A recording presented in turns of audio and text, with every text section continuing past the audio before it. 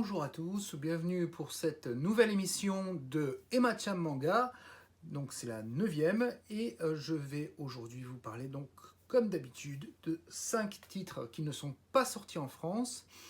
Et je vous les présente rapidement. Alors il y a un petit échange parce qu'il y en a un qui est sorti en France. J'ai vu que j'ai fait l'erreur. Voilà. Les 5 titres. Et je vais commencer de ce pas par le premier titre qui, pour moi, est super intéressant d'un point de vue historique. C'est une dystopie, je vous le dis tout de suite. Donc ça se passe dans un monde qu'on pourrait classer de parallèle parce que ça se passe à ça commence pendant la Deuxième Guerre mondiale et on est tout de suite transporté à la fin de la Deuxième Guerre mondiale. C'est très très intéressant. Je vous avoue que c'est une bonne surprise. C'est un très bon titre de Harada Kentaro qui s'appelle Kihei Senki. Le voici, Kihei Senki. Voilà, comme vous pouvez voir, il est superbe. Déjà, le visuel a l'air pas mal du tout, mais l'intérieur est tout aussi. Et Kihei Senki, ça veut dire les chroniques de guerre de Senki, parce qu'il va se battre contre des sortes de démons. Alors on ne sait pas trop s'ils viennent d'un monde parallèle, des extraterrestres, on ne sait pas trop. Et il est possédé apparemment possédé lui-même. Et c'est des personnes qui vont, ces démons, ces monstres, qui sont enfermés dans des pièces, dans des objets antiques qui sont réactivés par le sang et autres. Donc ça peut être violent. En tout cas, c'est très bien fait. Il y a actuellement 3 tomes, c'est en cours, ça a commencé à sortir en 2019, c'est Kodansha. Je vous avoue que ça c'est un titre qui serait très très très bien en France, sincèrement. Regardez un peu l'arrière de cette couverture, comme il est bien travaillé. La qualité générale, il n'y a vraiment pas de chute sur la qualité du travail, au contraire, c'est vraiment crescendo sur la qualité, l'action. Il y a même des batailles aériennes, il y a des batailles navales. Dès le premier tome, on en prend plein la tête. Sur ce coup-là, Kodansha, bravo. C'est sorti chez... que je vous dise pas dans quelle collection de chez Kodansha. La collection chez Kodansha sur laquelle c'est sorti, parce que ça a son importance pour vous donner une petite idée du ton. Donc c'est sorti à partir de 2018 chez Chilius. Donc le 2019, c'est pour le relier, bien sûr. Pendant 3 mois, voilà. Et après, ça va vraiment continuer en tome pur. Donc, il y a 3 tomes pour l'instant. Il est possible qu'il y en ait plus. En tout cas, je ne sais pas pour la suite de ce qu'il y a. Mais je pense que moi-même, je vais acheter la suite parce que c'est une très très bonne série. Voilà, une série que je recommande.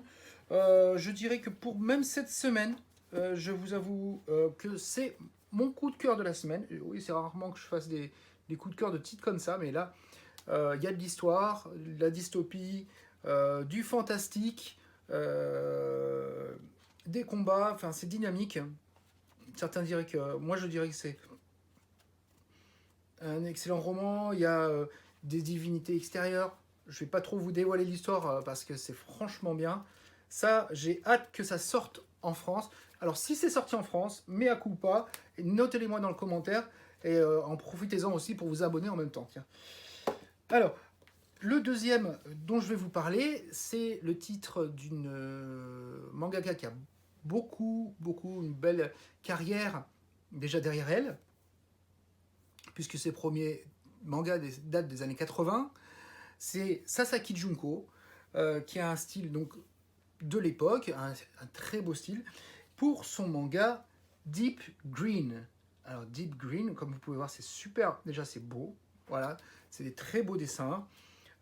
Si vous aimez les Clamp, si vous aimez Rig Veda, si vous aimez Agiomoto, voilà, c'est dans cette veine-là, avec énormément de très très beaux dessins. Et sur l'esprit, ça se rapproche aussi un peu de Fushigi Yugi, mais je vous avoue. Donc Deep Green, c'est la suite de Dark Green, mais vous n'êtes pas obligé d'avoir lu Dark Green pour comprendre Deep Green. Dark Green, qui est de la même auteur, bien sûr. Donc, il faut savoir que la première édition que nous avons eue ici, j'avais noté 2008, donc ça a été fait. La première édition est de 2008. Il y a eu, que je ne vous dise pas, 4 tomes, oui, il y a eu 4 tomes qui ont été terminés. Ces 4 tomes sont de très très bonne facture. Moi, je sais que si je retombe dessus, j'achète tout. C'est vraiment, vraiment bien dessiné. On prend plaisir, pas parce que c'est du vieux dessin. Donc, c'est l'histoire de Mai, une lycéenne, qui se retrouve être transportée et à aider un héros qui se bat contre un démon qui est dans la dimension Air Dream. R comme la lettre R. Ce héros s'appelle Luon. Et elle va aider ce jeune homme à se battre contre ce démon. Et elle l'aide à se battre à la base, c'est surtout parce qu'elle fait excessivement de cauchemars et ça va l'aider à résoudre ses cauchemars. Voilà ce qu'il en est exactement de ce excellent titre. J'ai oublié, mais regardez quand même la qualité. Vous comprendrez pourquoi moi je dis que c'est un très beau titre. Franchement, j'ai oublié de vous présenter. Désolé, mais regardez bien. Ça vaut vachement le coup. On a vraiment du très très beau. Je veux dire, c'est super. C'est super. Qu'est-ce que je peux dire d'autre? Il y a du travail sur la trame, il y a du travail mise en scène, le dynamisme. C'est un excellent titre.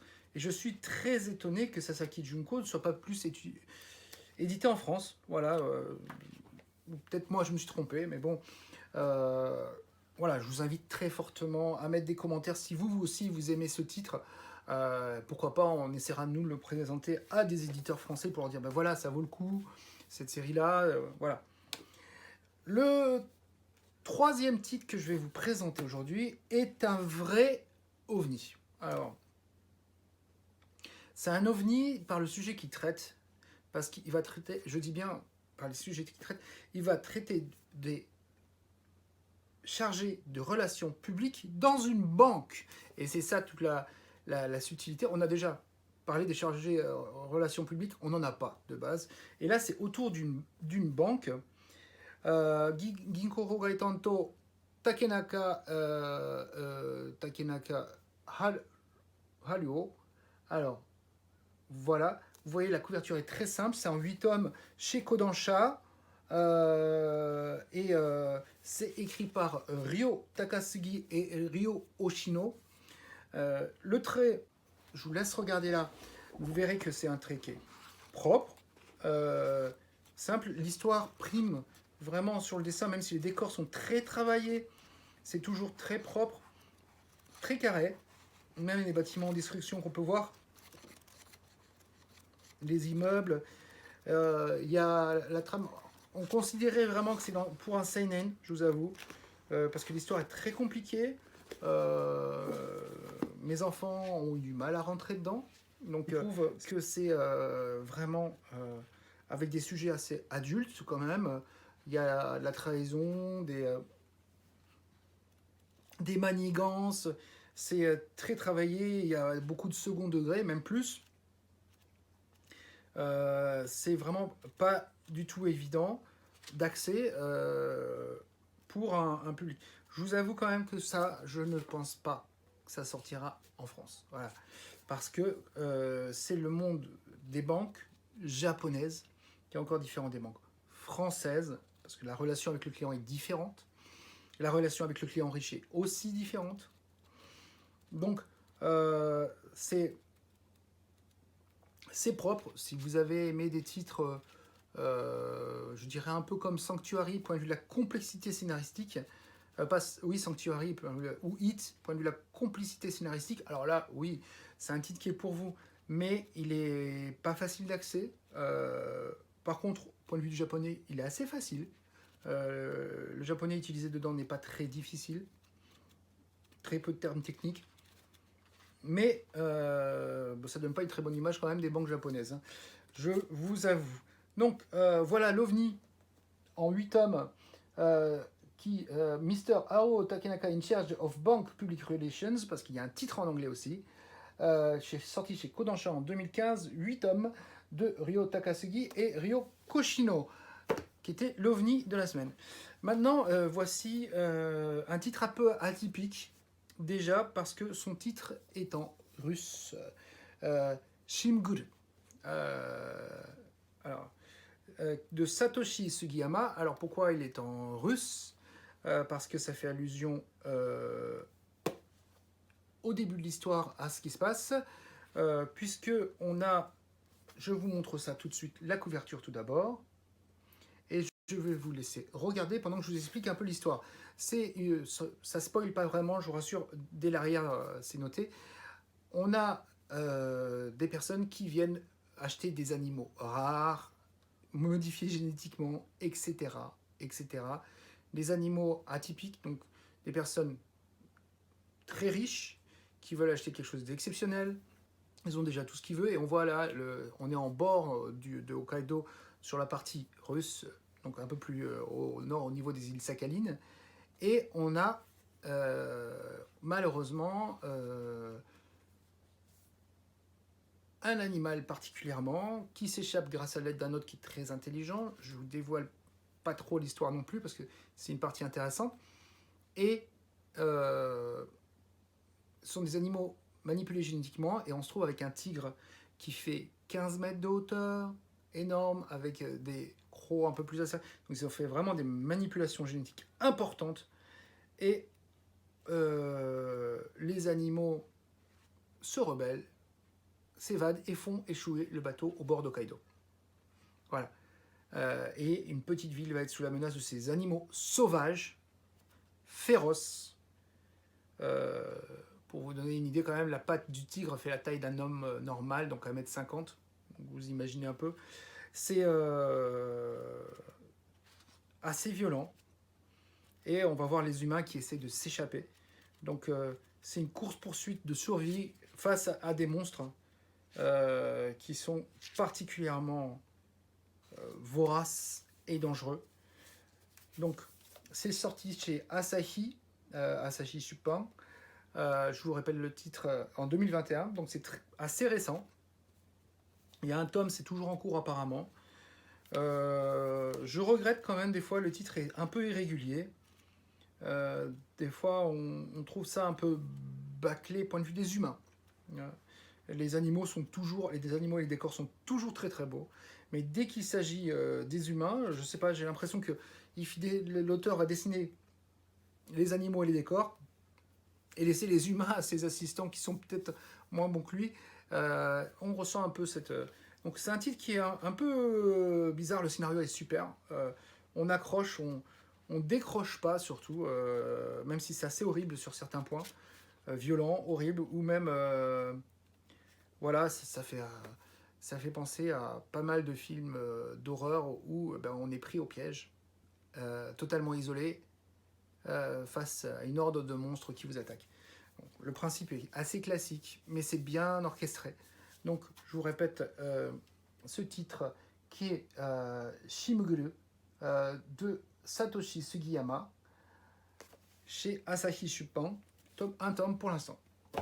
Alors, le dernier tome que je vais vous montrer, je vous avoue, je triche beaucoup.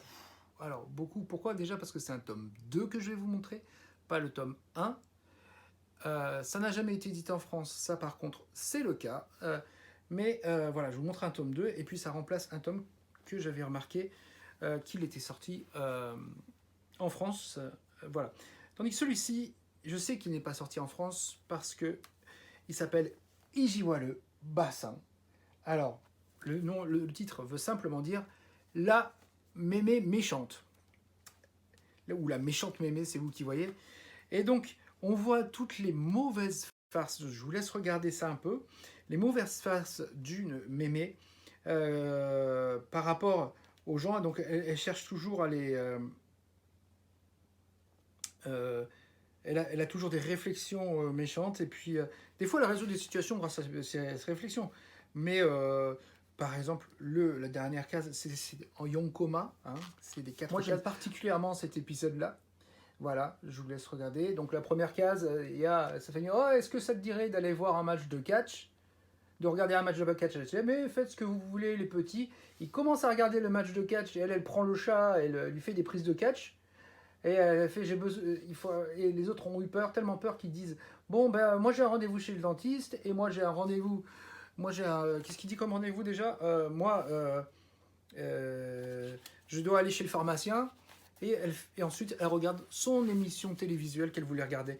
Voilà, c'est malheureusement de notre d'une très très grande une très très grande artiste qui s'appelait Hasegawa Machiko, qui était très connue pour ses Yonkoma. Vous reconnaissez un peu le style de dessin qui fait penser à je vais y arriver, excusez-moi, à Sazae.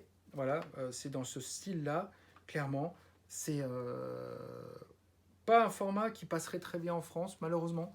Je vous avoue, on est mort de rire à chaque moment. Et franchement, dès qu'elle peut...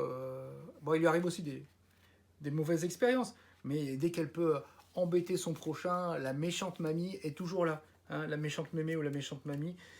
C'est sorti en 2008. En 2013 pour celui-ci, excusez-moi, en 2013. C'est sorti en 2013 et franchement, Ijuo Bassin, c'est à mourir de rire. Je vous avoue, j'ai pas hésité dès que je l'ai vu, je l'ai pris parce que je savais, je suis pas tombé sur le tome 1 malheureusement. Mais il n'y a pas beaucoup de tomes, il y en a que 3. Mais parce que malheureusement, elle est décédée, Hasegawa Machiko. Voilà, donc ça c'était pas un vrai coup de cœur, c'est un coup de nostalgie, je dirais presque, tellement c'est agréable. Voilà, en tout cas, les 5 tomes que je vous ai présentés, je vais vous les remontrer une dernière fois. On a Kihei Senki, voilà, qui est mon coup de cœur.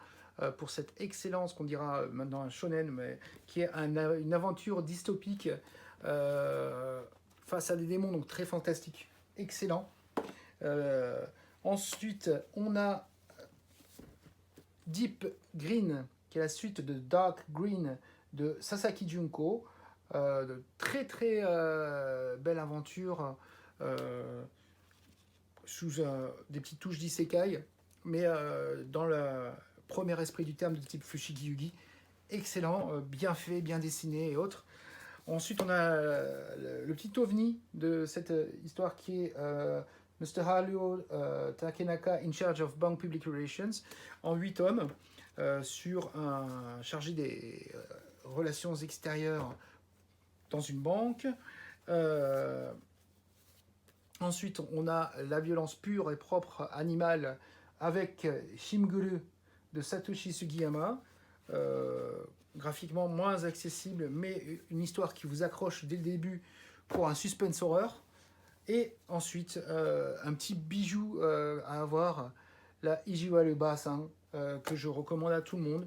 Si vous apprenez le japonais aussi, c'est quelque chose de très facile et que je vous recommande très fortement.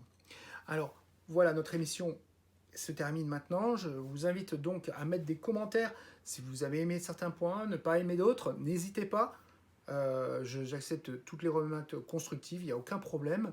Si vous avez la gentillesse de mettre un petit pouce, ça me fera plaisir, mais surtout ça permettra à plus de monde de pouvoir voir cette vidéo. Abonnez-vous autant sur YouTube, @emma-chan, ou sur mon Twitter Melukia, parce que comme ça vous pourrez être mis au courant avec la petite cloche sur YouTube.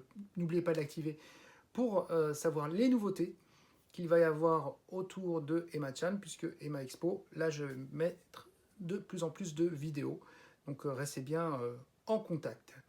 En tout cas, merci à tous d'avoir suivi cette émission jusqu'à la fin. Je vous dis donc à très bientôt, donc au plus tard dimanche prochain, pour une nouvelle émission de Emma-chan Manga, qui sera la 10e. Bye bye.